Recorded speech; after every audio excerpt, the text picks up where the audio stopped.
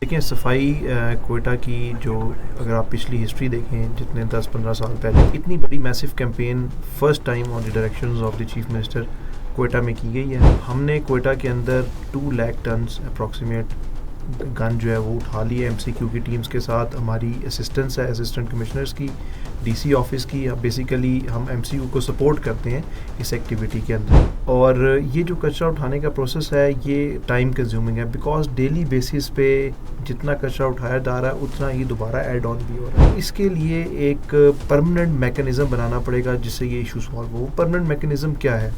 वो permanent mechanism ये है कि आपको इसको आउटसोर्स करना पड़ेगा पब्लिक प्राइवेट पार्टनरशिप में, जिसके ऊपर एमसीक्यू ने ऑलरेडी अप्रूवल्स ले लिए हैं और सारा कुछ जो है वो कंप्लीट हो गया है। जो पेपर वर्क है अब ये इम्प्लीमेंटेशन फेज़ में। किसी जगह को किसी मॉडल को जो है वो सेल्फ सस्टेनेबिलिटी पे लाना है तो आपने उसको पब्लिक प्राइवेट पार्टनरशिप में करना है, ताकि आप जिसका कचरा उठा रहे हैं आप उससे कुछ पैसे भी लेंगे कि भाई अगर हम आपके घर से कचरा पिक कर रहे हैं तो उसके लिए आपकी एक मेंटेनेंस कॉस्ट है, एक रिकरिंग कॉस्ट है जो आपने निकालनी है।